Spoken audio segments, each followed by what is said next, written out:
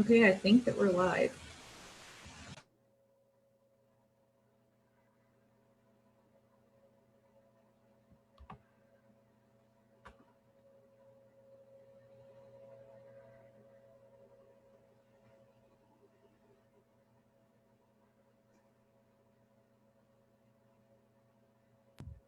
We are live. All right. Good afternoon. We'd like to welcome you to our first Cpac Live. My name is Rocky Mers, and I'm the Division Manager for Communications Engagement and Volunteers here at Cincinnati Parks. It's great to connect with everybody. We've been looking forward to this, and we appreciate you tuning in. Unfortunately, Kara Kish, our director, is unable to be here due to a unavoidable scheduling issue. And so she wanted to let you know that she's here in spirit and wants me to say hi to everyone on her behalf. So as you all know, as you're well aware, this has been a very strange year given the pandemic and all of the things we've had to deal with. You know, we went through a period where we were having to close everything back down. Everybody kind of go into their bunkers and figuring out how we were going to navigate that. And now, fortunately, we've hit a point where we're starting to reemerge and we're talking about opening back up.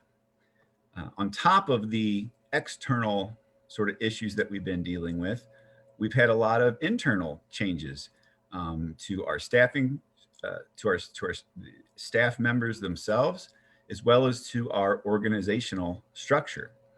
And so while I know I have interacted with many of you on an individual basis or with your particular PAC, we haven't had the opportunity to sort of get together.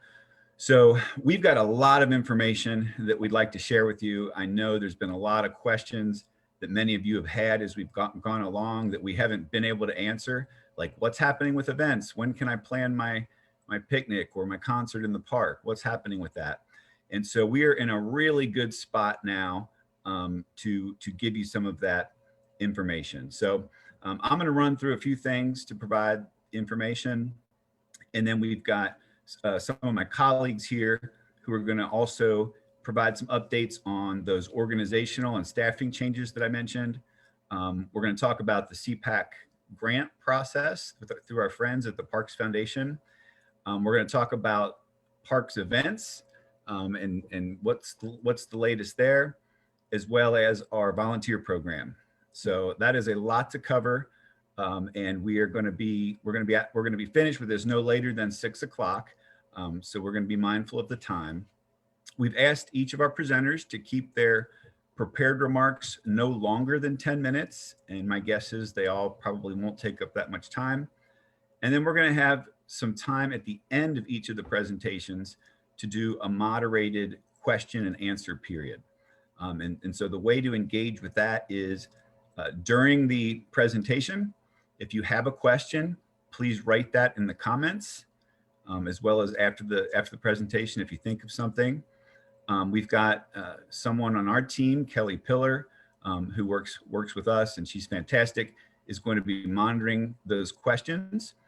And then we will have about 5 minutes after each presentation to run through as many of those questions as we can get to.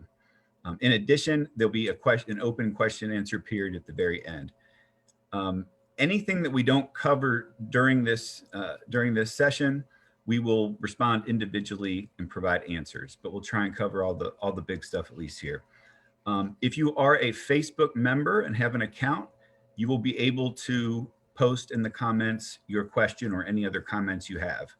If you're not a Facebook member and you're just viewing the stream and you'd like to send something in, you may send us an email at cincy.parks, cincy.parks at cincinnati-oh.gov.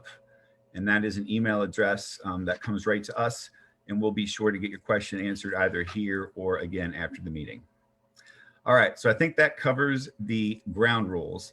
I've got a few real quick updates I was going to go through before we get to our presenters about areas that I know you all are interested in.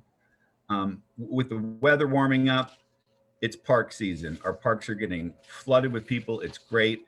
That means we are very busy on multiple levels in terms of keeping the parks looking clean and great, and engaging with you and planning the many things that have been backlogged over the last several months. So firstly, I wanted to let you know that we are now once again taking picnic shelter reservations. That's something we started doing when the pandemic hit. We had been able to do garden wedding areas, so there have been some weddings because those were exempted in the governor's orders, but we haven't done general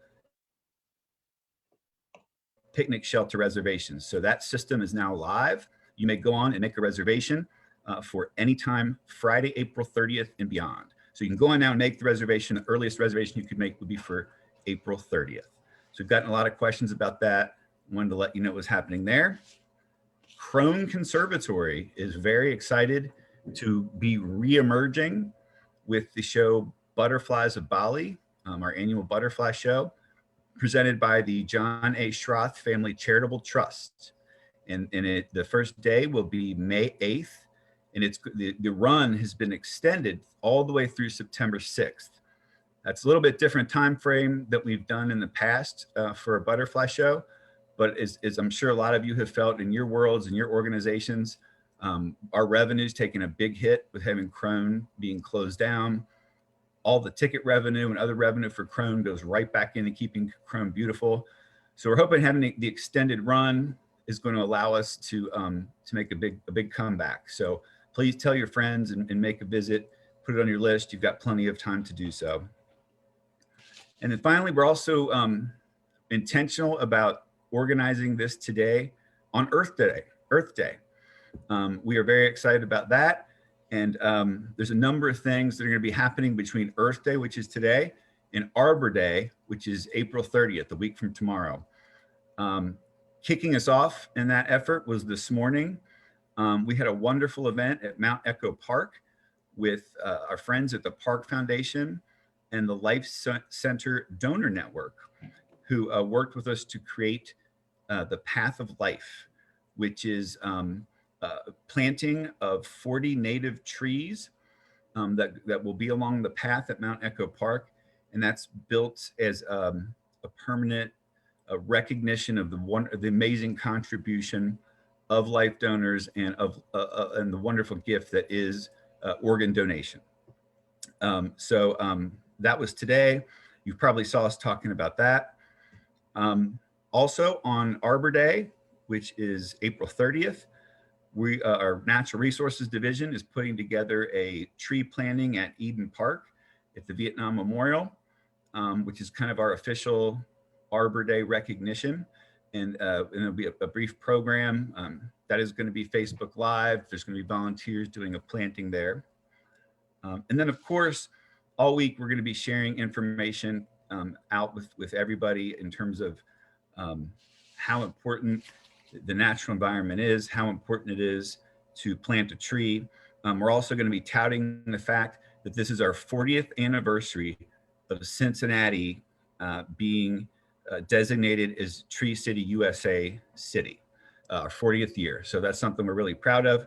And just through our urban forestry program alone, not counting our relief program where trees go on private property, we've planted 65,000 trees in the last 40 years. And that's with the help of a lot of you, I know, who've worked on that with us, with our friends at the foundation and others. So we're really proud of that. We're going to be talking about that. And then finally, also launching, I told you we've got a lot to go through. Also launching on Arbor Day, we are partnering with our friends at Great Parks of Hamilton County to officially represent the city of Cincinnati in the annual City Nature Challenge. And this is a competition where cities compete with one another to inventory all of the biodiversity of our plants and animals throughout our city. And then you identify what those are. And so it's getting the general public and putting them to work in helping us to catalog all the biodiversity that we have in our town. And then based on participation, you compete against other cities to see who can do the most work. It's very easy. You download an app, the iNaturalist app, if you're interested in participating. It kicks off on Arbor Day. The first week is collecting the inventorying the various samples, and then the second week is identifying what they are. So City Nature Challenge, there's also information on our website about it, and that's going to be a lot of fun. So I feel like I threw a lot at you there. I'm sorry about that, but there's a lot of things we want to talk to you about. We are so happy throughout the pandemic to have all of the support of all of you who've worked with us, helped us communicate out to your friends and neighbors about what's happening at parks, supporting us when we were down in staff numbers. And we're just so fortunate to have all of your support and help. And it's great to be reconnecting with you. Okay. So with that, I'm now going to hand it over to our Deputy Director, Jenny Mobley, who's going to talk to us about some of those organizational changes that have taken place within our organization over the last year, with a particular focus on those either organizational changes or key staffing changes that you would interface with. And Jenny's going to cover that. And then Crystal Courtney will do the same for her section, which is the Natural Resources Management Division. So with that, Jenny, the floor is yours. Great, thank you. I'm so excited to be here and take this opportunity. I'm going to share my screen here. Maybe. Just kidding. See, I even practiced this, and of course, it did not work as easy as I wanted it to be.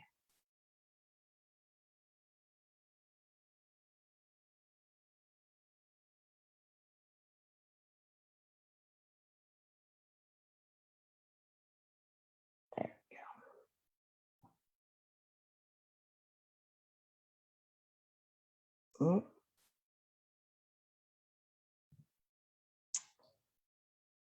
Well, while I am trying to do this, I will continue to talk because I just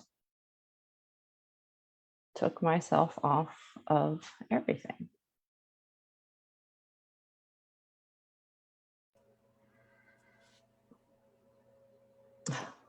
That's okay, Jenny. Yes. This is all part of the, I turned my video off. This is all part of the fun that is the coronavirus. Yes. And I promised everybody we did practice this. I did. Right before we came on. So just bear with us for a moment. And there it is. Okay. Click on the correct thing here. I am so sorry. That was all the good vibes everybody out there sent us to make that happen. Yes, thank you very much. I truly apologize. I promise I practiced that before this. And unfortunately, when it's time to deliver, it certainly caught me off guard. So I am here. I'm Jenny Mobley. I am the Deputy Director. And I am here to introduce our amazing operations team that shares the passions for parks and is always striving to maintain our parks to bring joy, peacefulness, and beauty of nature to Cincinnati. So in the past 6 months, many park employees have retired either through our early retirement incentive program that the city provided or through just years of service. And with that movement, we have had a lot of internal promotions and movement throughout our department. So we took this opportunity to develop a well-distributed team to focus on consistency, efficiency, and improve service delivery for park users. And I am so excited to share this restructure with you today. Right now, you are looking at a map that shows all the park spaces that Cincinnati Parks maintains, either through operations or natural resources and green space, or just park lands throughout the city. Right now, I'm going to talk about operations, and then Crystal Courtney, as Rocky mentioned, will be introducing the natural resources team. So our parks, our divisions are split up into three, one being west, the other being east, and the third being waterfront and the downtown area. It used to be four, but we consolidated it into three. In addition to that, my responsibilities to manage is also the Crone Conservatory, our facility maintenance division, and a GIS computer analysis, system analysis. So what this looks like is each region here, the West region and the East region, are divided down all the way from a regional manager and then split into two district crew leaders. And underneath each crew leader consists of service crew leaders, truck drivers, laborers, florists, as well as seasonal staff. And I know it's going to be a lot to take in, so we can certainly send all this information out at another time after this presentation, but I am going to go over each region quickly just to give you an idea of who manages what region. So in our West region, we have the regional manager as Matt Hood. He came from the waterfront and is now serving over in the West region. That region is again split up in two, with the district crew leader of Joe Fisher, who oversees areas such as Mount Airy, McAvoy, Mount Storm, and Warder Nursery area. So it is the northern west region of Cincinnati.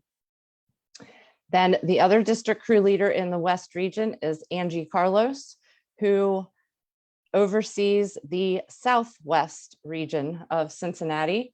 And some of those parks include Mount Echo, Sailor Park, Rapid Run, and Inwood. Certainly that is not all their responsibilities, but I do not think I have the time to explain every park at this moment. Next, also under operations, like I said, we have the waterfront and downtown region, as well as Crone and Warder, and our facility maintenance team, as well as our GIS support. In the waterfront downtown region, we have the regional manager, Lou Sand, who will be speaking later in regards to events. As well as then he has two district crew leaders underneath him, Scott Binns and Casey McCann. Some of the parks that they oversee are Smale, Sawyer Point, Washington Park, Ziegler, Pyatt, and Lytle. And I think I forgot to say the East region. So I am going to go back. I apologize. But however, the East region, before I move on to Crone Conservatory, the East region is overseen by Dave Butel, who is the regional manager, as well as two DCLs, Nick Cook, who maintains and oversees the northeast area of Cincinnati, and then also Kevin Temple, who oversees the southern east portion of Cincinnati.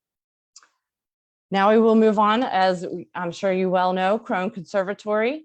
Our regional manager at Crone Conservatory is Mark House, and he has a wonderful team of customer service representative, admin techs, and florist as well. He also oversees Warder Nursery.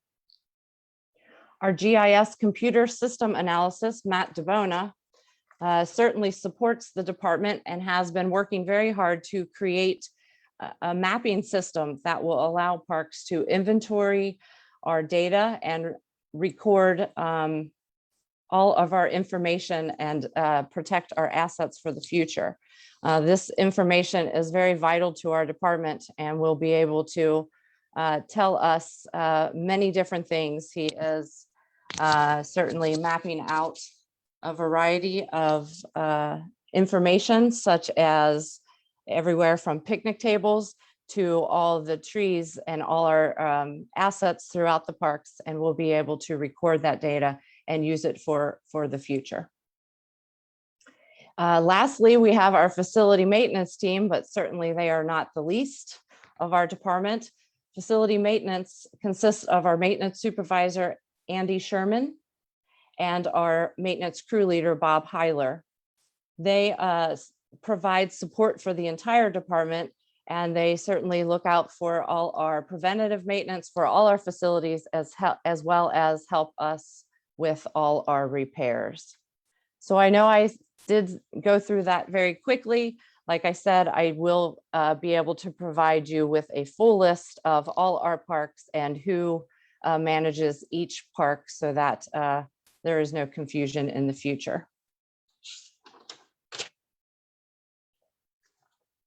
So at this time, I think, Rocky, do we have, or Kelly, do we have any questions at this moment? We currently do not have any questions specifically for you, Jenny. We'll wait a little bit in case anybody wants to type anything. Okay, then I will certainly pass it over to Jennifer Spicer, who, oh, I'm sorry, Rocky, go right ahead. Sorry. So I got a couple of emails with some questions for anybody that is not a Facebook member and you'd like to comment. You may send your comment to cincy.parks@cincinnati-oh.gov. That's Cincy, CINCY.parks. And we'll do our best to get back with you either during the discussion or afterwards. Before we go to Jennifer, we were going to go to Crystal Courtney to have her cover the Natural Resources Management Division, which is one of our brand new divisions as part of the reorg, and touches a lot of the work that you all do. So take it away, Crystal. Yeah, thanks, Rocky. So I didn't prepare a presentation. We've been hot and heavy out at Mount Echo all day planting trees. So I told Rocky I would at least show up and I can talk about the great work that Division of Natural Resources is doing all day. So as Rocky mentioned, it's a brand new division. We were operating under the Natural Resource Management section for a long time. We were a part of operations.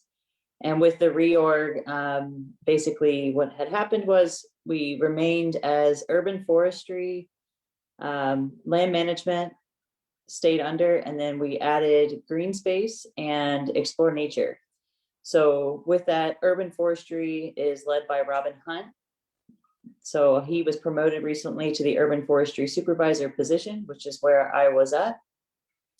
So urban forestry oversees the street trees throughout the entire city. Anything in the right of way that is green and tree-like, they tend to. So when storms roll in, our team is rolling out. And so anything that falls in the right of way, that's on us, as well as overseeing the urban canopy development throughout the entire city. So urban forestry is a lead agent for any kind of tree planting that's happening on city property citywide. We are kind of the city representatives for as arborists, answering any questions that other departments may have. We help with any kind of development that's happening in the streetscape and kind of guide what trees are going in, as well as overseeing the annual fall relief program. So that's a program where we partner with our friends at the foundation and great businesses like MadTree to offer you as private homeowners trees to plant in order to expand our canopy.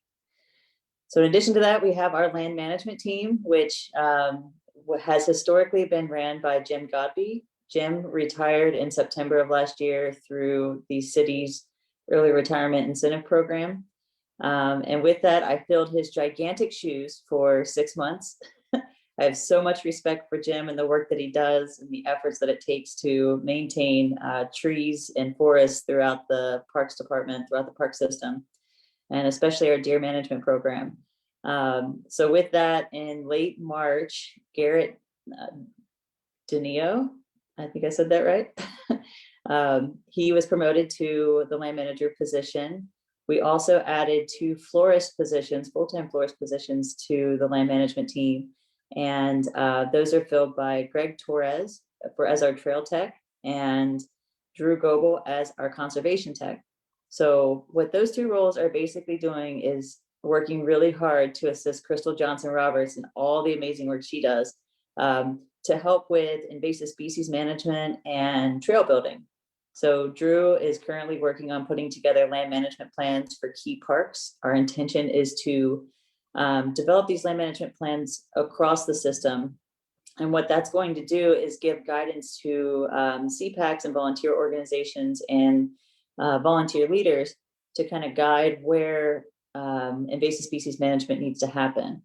And this will also guide our park staff in, just developing best practices for how things should be managed, as well as ensuring that we have follow-up maintenance to ensure that the invasive species don't come right back.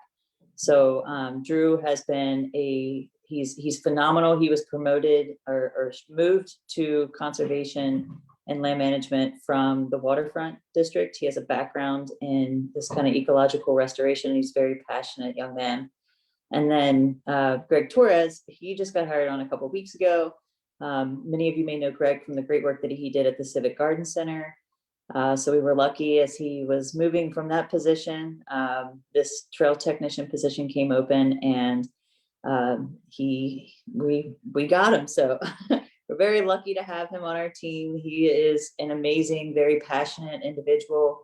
And he is currently working on inventorying our entire trail system for improvements that need to be made, as well as identifying ways that volunteers can get involved in helping with trail management by creating the standards again. So we are working to develop this kind of educated workforce with our volunteers, rather than having, kind of a one-off come and go kind of volunteer program. We're trying to really invest in the volunteers that come back each and every time and make sure that they know the best practices as well as our staff does. So that's been a great development that's been taking place over the past few months as we really built out that team. In addition to that, I have the great honor of overseeing our green space team. So this team is responsible for overseeing beautification of the right-of-ways and business districts. So they do the business improvement program, where they manage over hundreds of flower pots throughout 26 neighborhoods throughout the city in their business districts, as well as improving gateways in and out of the city through landscaping and horticulture, as well as just big downtown projects like Fountain Square and some of the work that we do with 3CDC. And then finally, I have the great honor of leading our Explore Nature team, who are that is basically our programming branch for the city, or for the park board. And so all the environmental education and outreach that they do through summer programmings, summer camps, school programs throughout the year, guided hikes, all those sorts of programs that we put on. They're currently going through a revisioning process to determine, kind of where do we go from here? We've been doing this since the 30s. The program hasn't really changed much. Where are we meeting the community's needs? Where can we improve? And where do we see ourselves in 2 to 10 years? So we're currently going through that process. The survey was put out to the community over the past month. We're currently analyzing the data from that and building in the community feedback to our kind of long-term vision for where Explore Nature should go. So thank you for your time. I'm happy to be here. Thank you very much, Crystal. And Kelly, do we have any questions that came in while Crystal was going through her information? We just got one coming in. Let me look at it. It's from Bill. He was wondering which 2 maintenance managers in the East District are assigned to the Little Duck Preserve.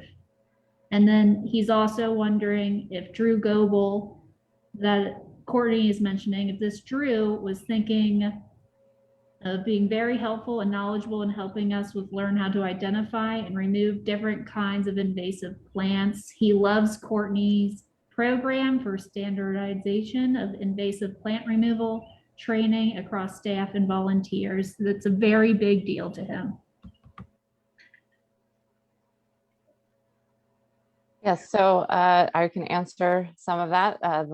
The area of Little Duck would be the regional manager, Dave Butel, and then the district crew leader, Nick Cook. And did Dave get a chance to say hello already? He did not. Dave is on with hello us. to everybody. I saw he was with us on this meeting. Yes. Hello, everybody. Glad to be here. Oops. I can hear you. Yes, you were good. Okay. And so, yeah, Drew Goebel is currently working through some key parks that we have a very just robust volunteer buy-in on right now. So he's getting through Burnett Woods and Parker Woods and Buttercup Valley. Then he's moving on to California Woods. So yeah, really, we're trying to start where we already have a pretty good volunteer base. So yeah, Bill, we're happy to sit down with you and talk through what we can do to put together a plan for Little Duck Creek. You guys have done amazing work out there over the years, and just amazing. So we're happy to get involved. I finally did get the trail mapped out there. So it is built into our GIS system, and we're finally completely bought in. Wonderful. Thank you both. Kelly, anything further on the comments before we move on? We have no other questions. Bill did say Drew is a rock star. Yes, I can second that for certain. All right. Well, thank you all very much. That's very helpful. And at this time, we're going to talk about the Cpac Parks Foundation grants, which is something I know you're all very interested in. We fielded a lot of questions about this over the COVID period. So we'd like to now introduce Jennifer Spicer, the director of the Cincinnati Parks Foundation, our official philanthropic partner here at Cincinnati Parks. And we're so happy to have her with us tonight. Jennifer. Thanks, Rocky. Hey, Parks team, and hey, everybody out there. We really appreciate all you do for Cincinnati Parks, and there's a lot going on. So first things first, I just have to give a shout out to Crystal and Rocky for all of this hard work that went into the Mount Echo tree planting this morning. It was so special. And I'm sorry I couldn't plant trees with you because I broke my wrist. I shattered it roller skating because I'm very mature. But yeah, the Cincinnati Parks Foundation's excited. We're celebrating 26 years this year. I'm sure all of you, I hope if you aren't already, please follow us on Facebook or Instagram. We're also on LinkedIn right now. We have a board of 41 dedicated members, and they serve three-year terms. Some of our board members, they're like entering their 12th year, dedicated to Cincinnati Parks, just like all of you are. Our foundation exists to support the Cincinnati Park Board, as well as you Cpacs and volunteers who are out there helping them meet that mission. One of the focus areas, obviously, we have a neighborhood parks strategic plan. We've been fundraising for the last 4 years, specifically within 8 different neighborhood parks. And we'll meet and complete that plan at the end of this year. There's a lot of dedications that will be happening, and because of the hard work of our fundraising, our board, our advisory committee members.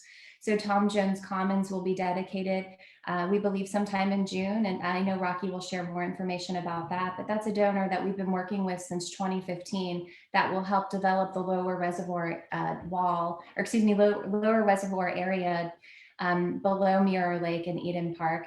And it's just a significant contribution, first wetland and boardwalk within an urban park in the city or down in that area. So that's happening. We're also dedicating the Ezra Charles statue, which will include an accessible plaza through Crystal's great work, as well as Mad Tree Brewing. They planted 107 trees last October through a donation. And so it's almost as if we're revitalizing that space. We'll have benches in a park that didn't have them before, as well as all of these new trees, this beautiful statue, paying homage to Ezra Charles. We're also partnering with Go Vibrant to create the official Cincinnati Cobra route, which will go from Laurel Park to Washington Park. It'll hit Ziegler and then take you up to Eden Park, so you can do the Rocky up the stairs, like our climb picture, and then come back out. There's also going to be an inclusive route that'll just take you from Laurel Park to Union Terminal. We're very excited about that. Going a little bit out of order. So Inwood Park, this accessible playground, sensory friendly, first zip line to be installed within a Cincinnati park will be at Inwood. And that should be dedicated as well as at the end of May or early June. We're still waiting to finalize details, but that was through significant contribution through PNC Bank. And that's wonderful. So there's a lot of things happening. This male expansion is another thing that we're trying to just complete that corner. So we can say that, you know, we finished everything and it's consistently beautiful from east to west. So that's another part that we're working on. But as all of you have seen the last couple of years, we're interested in activating our park spaces. And we've done that with, you know, yoga through Stewards of Burnet Woods at Burnet Woods. We've also worked with Carol Gibbs to do yoga, have yoga programming at Inwood Park. This year new, we're so excited to have a donor who's helping us support a partnership with Price Hill Will, which will offer yoga and Tai Chi and some maybe some free dancing lessons at Mount Echo and Olden View Park and Rapid Run. So what we're trying to do is exactly what we did with our capital projects, is be geographically diverse. So we want to show that support. And that's another reason why we're investing into, you know, all of you and all of the wonderful programming that you have within all the other neighborhood parks, so we can expand our footprint. This year's application, I'm just going to take a minute. If I can share my screen, is that cool with you, Rocky? Let's pull this up. Let me see if I can. Yes, absolutely, Jen. Thank you. Let me know when you can see it. We can see it. So this is our, you know, standard application form. Many of you had filled out in 2019. We did this in 2020. Unfortunately, we weren't able, no events happened. And so we're happy to offer this again. It's $1,000 grant opportunities to each of the Cpacs. And, you know, very simple information about, you know, your information, who's your Cpac rep, what's the project title. This is restricted, so we want it to be for programming your neighborhood parks only. So this includes, you know, and that's what Kara prefers as well. So no capital projects, nothing with operating, but just simply just program your park. All funds must be expended by the completion of your project. Should there be any excess funds, your Cpac's required to send that money back to the Cincinnati Parks Foundation by 12/31. We reserve the right to conduct an audit at a minimum annually, just to review your expenses. That's just what a good nonprofit would do in the case, you know, we just like a spot check. You're required to submit copies of all of your receipts pertaining to your grant by the 12/31. We ask that you include our logo and your promotional materials, flyers, posters, social media kit. We have an amazing creative director, Kate Gilly, that can just send, you know, she'll send you an easy peasy media kit. And if you're not familiar with how to do it, she can help walk you through that. And so that we just ask that you include, you know, this is supported by Cincinnati Parks Foundation Cpac program. I will say that here's the conflict. There's only, I mean, our programming committee, so we have a board of 41 members. We have 8 separate committees that work in, you know, committee work throughout the year, which includes nominating and governance, our programming and PR committee. We have an investment committee, a finance committee. It goes on and on. But our committee for programming is the group of board members who review, have a meeting on May 3rd, which is like, you know, tomorrow. And their next meeting isn't until July 9th. So I wanted to just kind of like, you know, like, could we just take a quick survey? Sorry to bombard you, Kelly, but I'm just wondering, it's like, we as the foundation would be happy to offer this at a due date of May 3rd. You know, you would have to have like your information in for them to review it, or we could just collectively just make it and just say it's July 9th. The concern is that I know some of you might want to program in June, and since this is all fluid, because, you know, we all know what we're living through right now, you know, this is just how our calendar worked. So if you feel strongly either way, just know the foundation's, we can change that. But as of right now, we have the due date at July 9th. Send comments in if you'd like. And I'm going to put this down. And so what we'll do is we'll send this to Rocky in a fillable, you know, easy, you can, you know, simply just type into that PDF.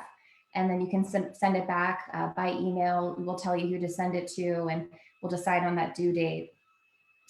I did want to just to like talk about, so besides like the other programming we're doing just within neighborhood parks, another thing that the foundation's very passionate about is inclusive programming. So our board members and our team have been asking the question of like, what's the barrier within the system? And how can we as a resource to the park board help, remove that barrier? And so inclusion and accessibility is key. And that's why we chose to invest in Cincinnati Children's Hospital's Be Well program. That was officially a piloted program in 2020 with a doctor by the name of Dr. Jen Angeli, who is amazing. And for the last 7 years, she's been offering outdoor programming for children with a terminal illness and or just a different ability. And it's an amazing program. So what it is, it gets the kids and their parents out of those hospital rooms at Children's and out of the PT rooms and into Cincinnati parks, which makes the most sense. And last year we won the first place award through the Ohio Parks and Rec Association. There's many categories. There's lots of good things happening within Ohio Parks and Rec departments, but this was one where it was acknowledged. And so it was amazing. We did an adaptive programming partnership with Luke 5 Adventures. And through that season, we met them. And so what we're going to be offering, in addition, we did a second year of the Be Well program. So please stay tuned for that. But we're also partnering with Luke 5 Adventures. Former Park Commissioner Kevin Flynn helped the Parks Foundation purchase our very own Rosie chair. So a pilot program will start in May where you can volunteer, and Crystal is helping to coordinate that, but to help take a child through the woods for the first time, which is just an amazing experience. So stay tuned for that and much more. But I'm here. We have a team of 7. If ever you have any questions about the foundation, please feel free to contact me directly. Email is probably not best right now. I have a little bit of a backlog because I'm a little I can't, type really well, but, feel free to send it out and I'll get back to you soon. Thank you for all of you do. And I hope I didn't take too long, Rocky. No, Good, I'm signing off. That was great, Jennifer. Thank you. And I did see one question came in about about how someone is able to access the grant application. If you want to mention that. Sure. We're going to send Rocky a PDF and he can share it with all of you. And it'll be very simple where you can just insert right into the PDF. It's a fillable document. Yes. So the same email list we use will include the PDF. And Kelly, were there other questions that came in? We do not have any other questions. We did have a compliment to the foundation. People are very excited for the Inwood Playground and thankful. And we do have a couple of people already commenting on the date. So we'll get that information to you, Jen, as it comes in. Awesome. Thank you, everybody. Appreciate you. Wonderful. Thank you, Jennifer. And thanks everybody for the interest and the suggestions. That is a great segue to our next presenter. As I mentioned earlier, one of the things that was so frustrating was the tragic impact that the pandemic had on many of our events. We focused so much in recent years on activating our park spaces and having events and working with you all and others to partner to hold those events. We had a great schedule coming together for last season and it all kind of got thrown out the window. But fortunately, with the governor's orders changing, that's starting to open back up again. And so we're very happy to, I'm very happy to introduce Lou Sand, who's with the Riverfront and Special Events section, does a fantastic job working to partner with communities on events. And so Lou, we'd love to hear the latest on events. Thank you, Rocky. And we are absolutely ready to go on offense again. So I'm going to jump into a slide presentation on the Cincinnati Parks Community and Partnership program for 2021. And we've already been very actively working with many of the advisory councils already to get stuff planned for 2021. First thing I'll cover is some of the goals of the program.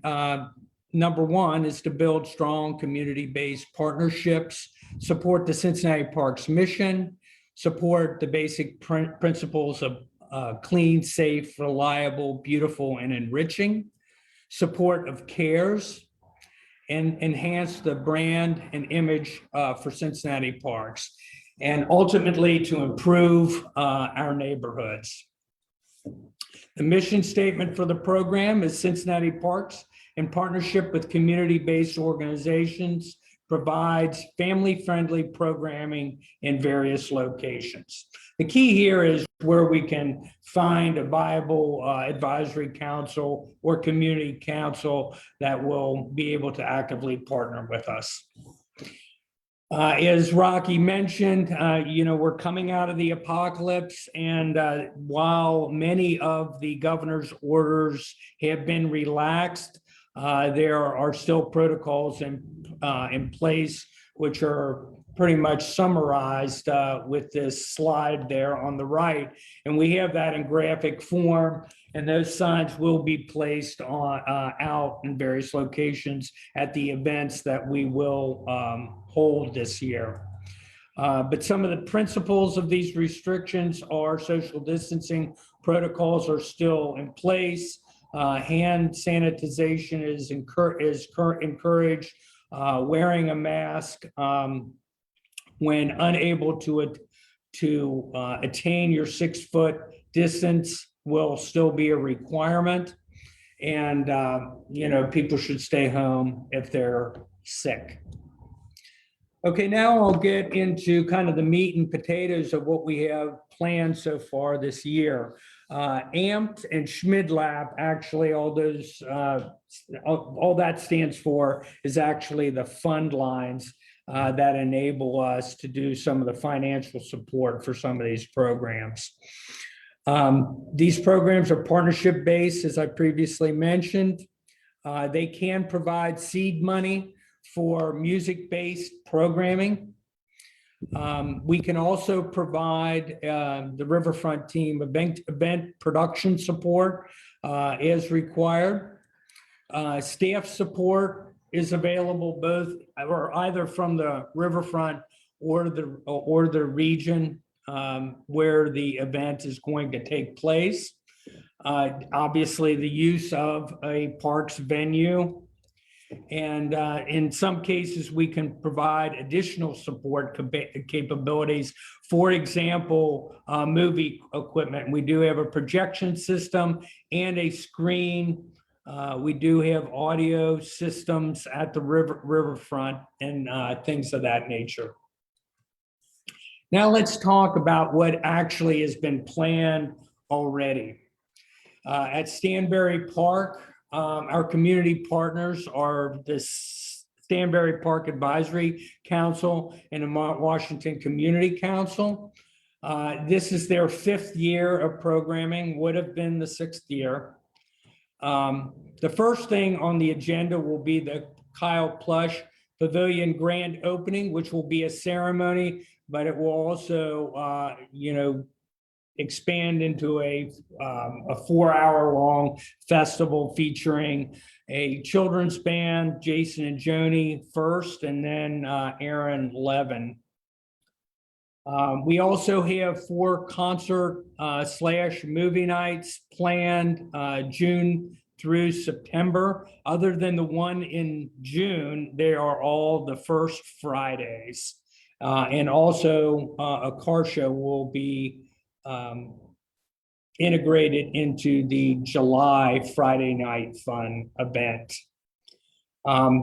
Dates are to be determined, but there will also be a Madcap Puppets performance and a Shakespeare in the Park performance.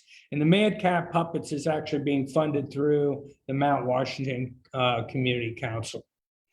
The next, there's Shakespeare in the Park. I got ahead of myself. Okay, at Oldenview, our community partners there are the Oldenview Park Advisory Council, EFIA, which stands for the East Price Hill Improvement Association, and Price Hill Will. This is their 5th year as well, and they'll do 3 to 4 music events. We have not nailed down the exact dates, but I should have those finalized by Monday. And we're also going to do in the park after dark movie nights, and they are planning 3, and they've given me their date preferences, and I just need to massage them with the music dates to finalize those as well, and that should happen early next week. So now on Rapid Run, our community partners are the Rapid Run Advisory Council and Price Hill Will. This is their 4th year, and they'll do a music series, which will be 3 to 4 events. And we also hope to do some canoe movie nights, which have been done in the past very successfully, 1 to 2 of those. Final coordinations still need to be made. The Explore Nature, they provide the canoe portion of those canoe and movie nights. And also they like to, in many cases, on the music series, we'll also have a booth there as well. For Mount Echo, community partners for that program will be Mount Echo Park Advisory Council, Price Hill Will, EFIA, and also CRC. This is the 3rd year of doing programming in Mount Echo of this nature. And they basically do one larger event, and it's called Riverfest West, and it's in conjunction with the Riverfest celebration downtown, where it's an all-day event, which culminates in viewing of the fireworks from the Mount Echo, basically that hillside. You get a good viewing platform for the Riverfest fireworks that are downtown. This is a family-focused all-day event, and again, we tie in with the foundation, CRC, and Explore Nature to provide content for that event. There'll be food trucks as well at this event. All Park, this is a very long-standing, All Park and Cpac have had a very long-standing event series for many years. We have been partnering them now. This is about the 4th year of directly supporting them. They feature summer music festivals, and they have 4 of those. A major 4th of July celebration. That's a 90% headed in the direction of being a go, although the final decision will be made in a meeting next week. And they also will have 2 tasting events in 2021 as well. Pyatt Park, at Pyatt Park, our partner there is 3CDC, and we plan on doing acoustic lunches at Pyatt, Tuesdays and Thursdays, June through August. And this is the 3rd year that we've done these acoustic lunches. Actually, this is one of the few things that we were still able to do through the pandemic. At Alms Park, the partners there are the Alms Park Advisory Council and the Columbia Tusculum Community Council. They are planning a fall concert / festival, and they'll have a food truck. This will be their 2nd year holding the event. Their 1st year was very successful. Kennedy Heights has the very successful Play in the Park program, and you'll see on the slide the usual partners for that, but they have made the decision to not do anything in 2021, but hit it strong again in 2022. I've mentioned the concert and music related events, but we also, and Jennifer Spicer mentioned this as well. There's also a lot of free yoga and exercise going on in the parks, and I've listed the parks that have those type of opportunities for our citizens. I do anticipate, but they have not already been planned, but also programs taking place in Laurel Park. There used to be a longstanding event there several years, an event called EzFest, And the Ezra Charles statue actually will be finished soon. And there will likely be an EzFest in conjunction with its dedication. Mount Airy has also typically done events, and I'm sure we'll be planning them for late summer. We're also waiting for a decision on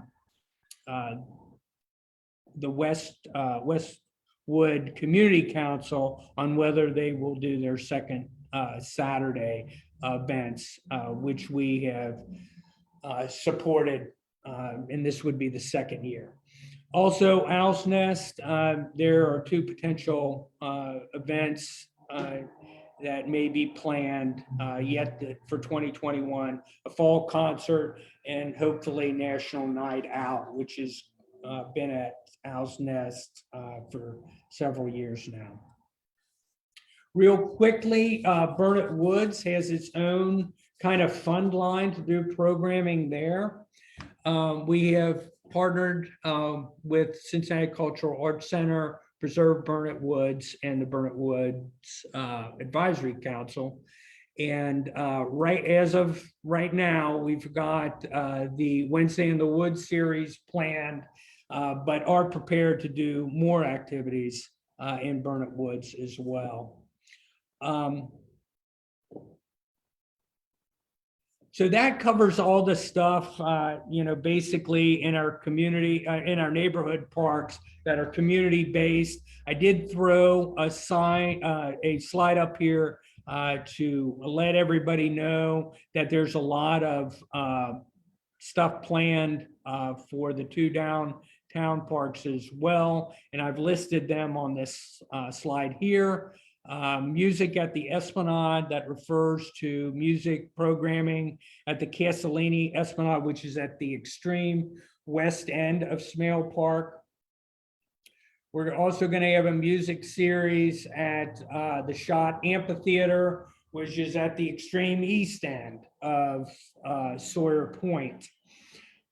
We have a 3-event series called the Sawyer Point Summer Concert Series, and that will be at the P&G Pavilion and the Kroger Promenade.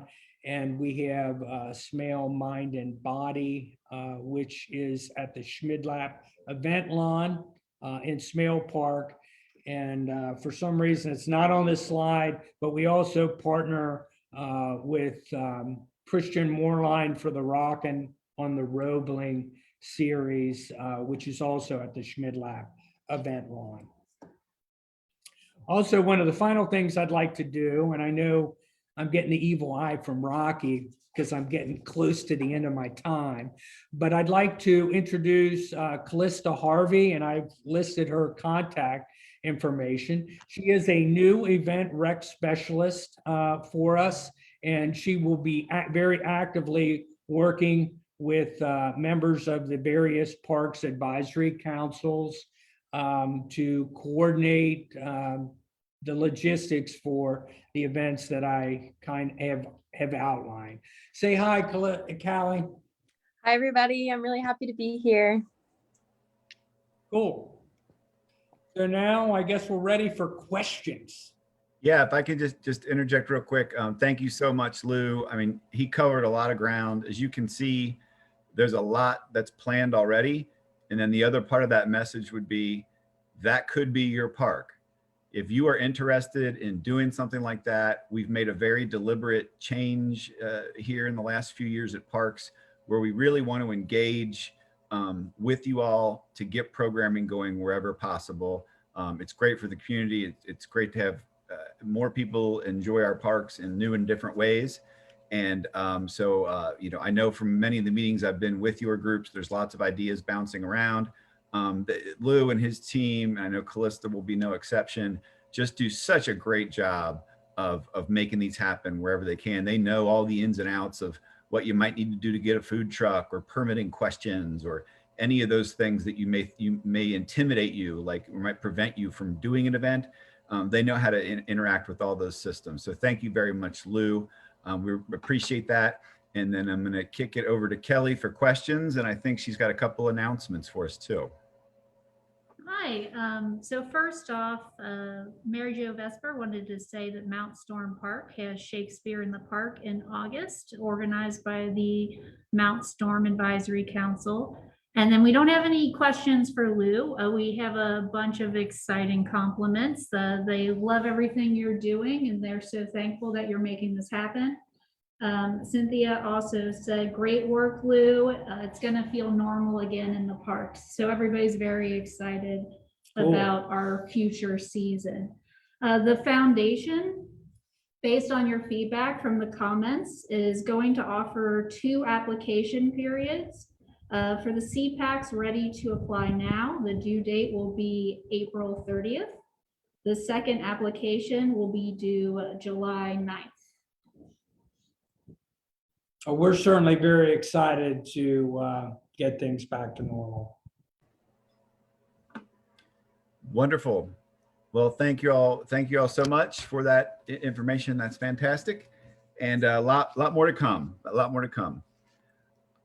So now we're going to transition to our final presentation, and appreciate everybody sticking with us through this. Like I said, it's a lot of information, but there's a lot of good stuff going on, which is our volunteer program. One of the big sort of focuses, ideas that Kara Kish, our director, was to how can we better position the volunteer program for success.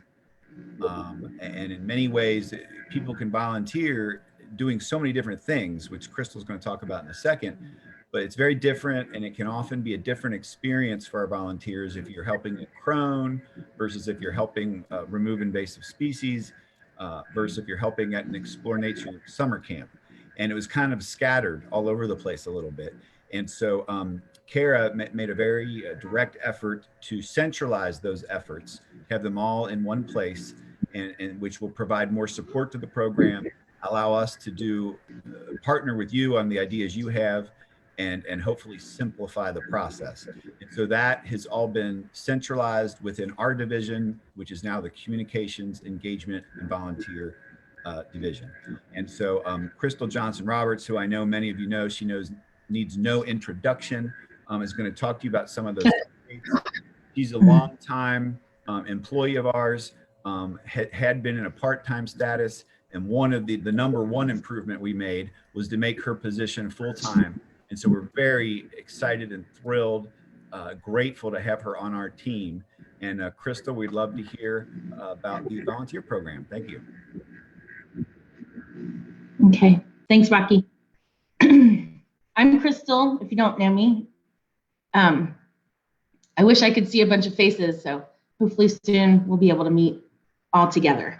I'm gonna share a presentation. I'm gonna try. The last time I tried this, it failed. Can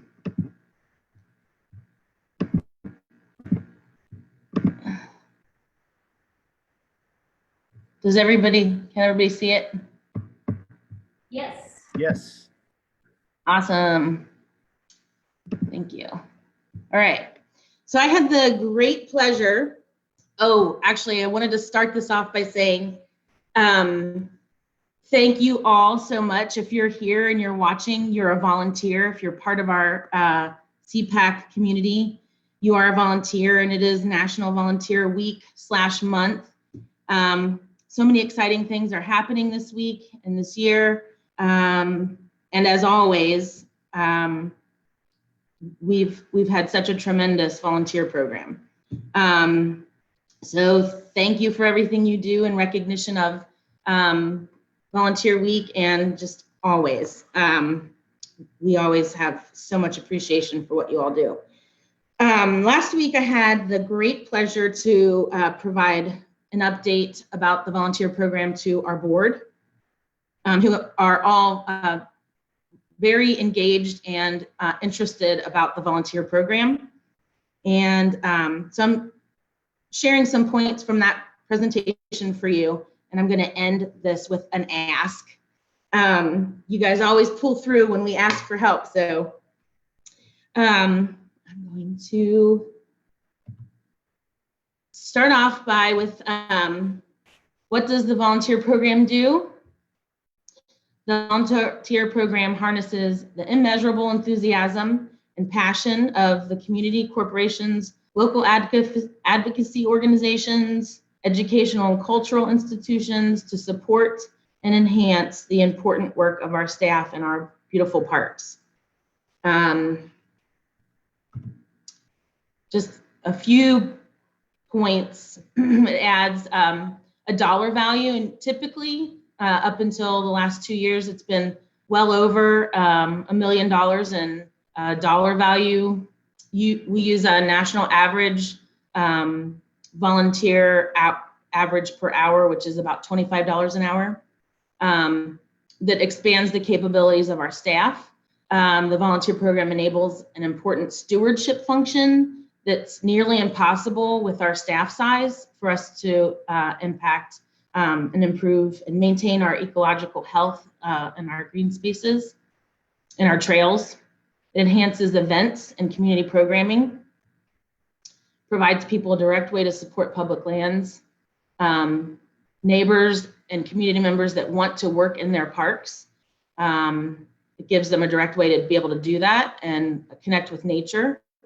The volunteer program pours contagious pride and energy to our staff. They're inspired by our volunteers, and it facilitates the connection between our administrators, our leaders, and the community. So when I was presenting to the board and creating this presentation, I was thinking at every single point, at every turn, this is Cpacs. This is what you all do. This is what you're all a part of.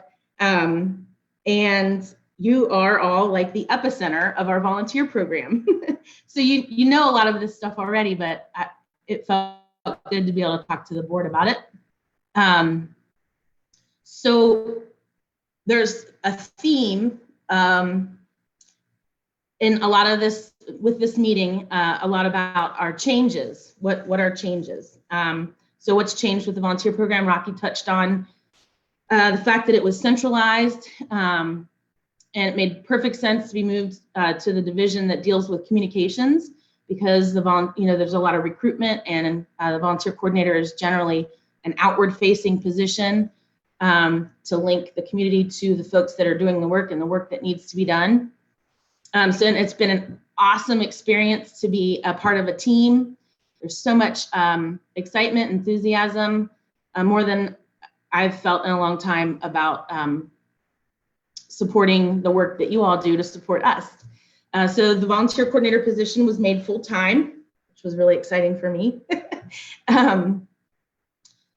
There's a new focus on collaborating and strengthening partnerships, and building out solid organized framework and becoming more smart about scheduling and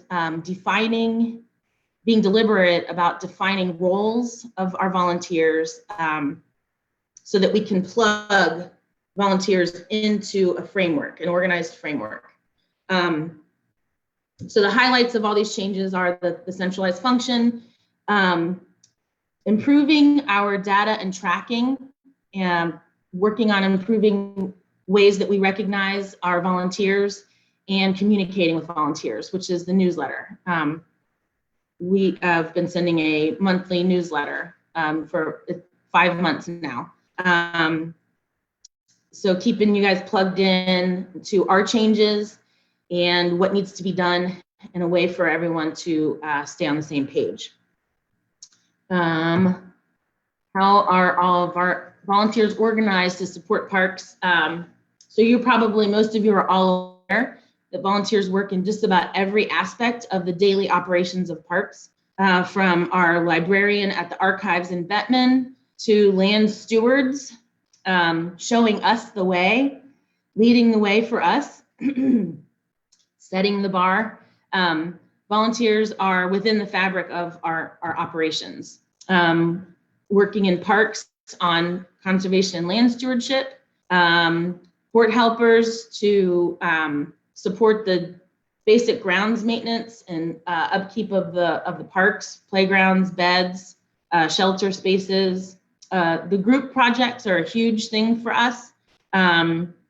People in the city love their parks and they love to serve them. And one way that corporations and schools can support parks and have a great time together is group projects, mulching, honeysuckle removal, plantings, and litter pickup. We have lots of volunteers that spend a lot of time in their favorite neighborhood parks, or respond to the call for action to areas of parks that maybe aren't in their community, but they know we need help in those areas. So it's a big part of what volunteers do. Event and program support. Does anybody recognize those lovely ladies? Mona and Mary Ellen from Crone. The butterfly show, hundreds of volunteers every year. We couldn't do the butterfly show without volunteer support. Ambassadors, welcoming and greeting folks, docents, volunteer support all of the annual events that happen within Explore Nature, our youth volunteers with helping our summer camp counselors, citizen science. Every year we do a bird count, and we hope to expand on that. Now we're asking our volunteers to participate in the iNaturalist challenge and beyond. All of the seasonal events, all those awesome events Lou just talked about, those wouldn't be done without the support of the community concerts, the family fun events. Those are all volunteers, Cpacs mostly. Leadership and administrative support, advocacy and stewardship, fundraising, event planning, data entry, data analysis, media support, clerical tasks. I don't know if you all know, when the pandemic hit, we were having a hard time finding masks. Volunteers stepped up and produced handcrafted over 700 masks for staff and for the summer camp program. Photographers, GIS collection, library archives.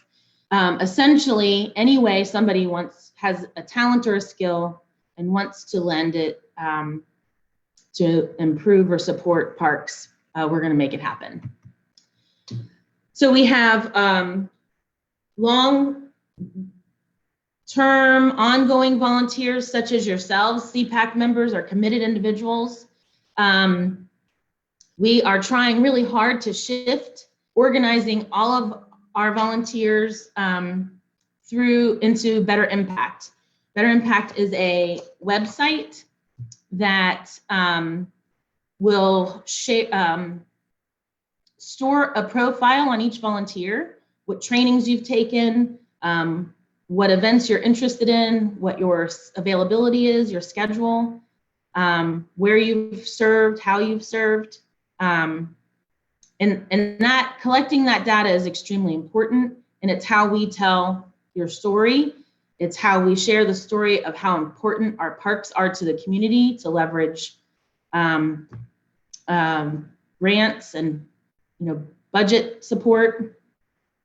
So every member of our Cpacs should be on our volunteer site. Following this presentation this evening, I'm going to send an email with a step-by-step instructions on how to get you guys plugged into Better Impact. We are also offering Cpacs access to use the site to help you organize your efforts, organize your volunteers, and this will be a gradual process, but it's going to become an expectation, and I think it will be very helpful for you all. We have some training set up. We have a lot of one-off and episodic events where we use online registration. That's where someone will only come and volunteer maybe once or twice a year. And I can also help. We can also offer this to you for events that you plan in your parks, just coordinating if that makes more sense. So how do volunteers get started on Better Impact? This is a QR code. I'll also have it links to the site for you to apply, fill out an application and apply. and encourage your members to do the same. There is when you're filling out the application for the first time, there's a section where you can answer that you are a Cpac member. This is what the portal looks like. So when you click on the link that I send you, it will take you to this kind of landing page. If someone is on our website and looking through the portal, this is where all of the categories, the way we organize volunteers are listed. And this is where volunteers sign up. There's also an app. The app is super easy to use. If you're out in the park doing trail maintenance, you can start the clock and stop the clock. If you're doing Cpac work, if you're in a meeting, you're coordinating planning events, there's a way for you to select the Cpac that you support. You're all listed in the portal, and there's a opportunity for you to select the type of service that you were doing during the session. You don't have to use the app. You can also do this from your desktop. There's an example here, Northside Green Space. The awesome folks at Northside Green Space shared their annual calendar with us, and I listed it on our website. I just took all of the information that they gave me, their language, their logo from their website, and added it into. Crystal? Hey, this is Rocky. Sorry to interrupt. I'm not sure what happened, but your presentation got stuck. Slide, I think it's slide 4. So I'm assuming it's advancing on your end, correct? Yes. Yes. Okay. Sorry. Maybe close that. Okay. I don't know. Kelly, does Mary have the, oh, there, now it's moved. It seemed like it moved there. I can try to share from my screen. Yeah. Give me a second. Yeah, and we'll just jump to the end. What we'll do. Yeah, well, We'll jump. I was at the end. Okay. Yeah, and then we can. Sorry. You're going to email it to everybody as well. There we go. Right. That's what I was going to say. I'm going to email the major parts of this slide, the big ask, to you all, to all of the Cpac members this evening. There are dates scheduled in May, a Saturday afternoon and a Tuesday evening, where a representative from the organization, from the software system, the management, Better Impact, is going to train community members that are interested in using this as a tool for your events and your volunteers. This will help us streamline volunteers to opportunities. This will help us spread the word about the important work that you're all doing, whether it's community events or stewardship service events. And I feel like it will be very beneficial for all of us involved. So I'm sorry that the presentation, this happened too for the board meeting. I'm clearly not very good at this. So, but the information will be in the email that I send out, and I'm here to answer any questions and discuss this process, work it out. Thanks for everything you do. And I guess that's it. Sorry that thank you very missed everything. Thank you very much, Crystal. Yeah, so well, you were on such a good flow too, you know, but we're going to be. I didn't abandon my notes. Yep. We're going to be following up anyway, and we'll get you the information you need. Sorry about that glitch. I mean, one of the key takeaways is, you know, I know a lot of you folks, and a lot of folks out in the parks go out and do their work. They do their volunteer work. They love it. We love that they do it. And you know, it could be perceived as like a hassle that, well, now I've got to go in and use Better Impact and register. But that really does help us be able to because we can track what's happening more efficiently that way. We can communicate with the volunteer base, and then that helps us tell our story to keep the great work that's happening, and also to bolster those efforts. So that's what she'll be following up with additionally. So thank you very much, Crystal, and thanks everybody out there. With that, we do have a few minutes left, and we'll just we'll put a call out just to see if we've gotten any more questions either on Crystal's presentation or any other questions in general. We'd be happy to speak to those now if there are any. We currently do not have any additional questions. We just had a couple of people commenting on the technical difficulty. We do apologize, and we will get that presentation to everybody. Okay, great. Well, we appreciate everybody who's hung with us to the end. I know it's just about dinner time. I want to thank all of our presenters. It's unfortunate the way this has gone. We haven't been able to interact and do the things we normally do, but we're glad that it's coming back. This is just one way that we were looking to get the word out to you. As always, you can contact any of us who you've heard from here today, and we'll continue the work. So we're really looking forward to the 2021 park season and seeing you all out in the park soon. So thank you everybody for your time, and we'll be in touch.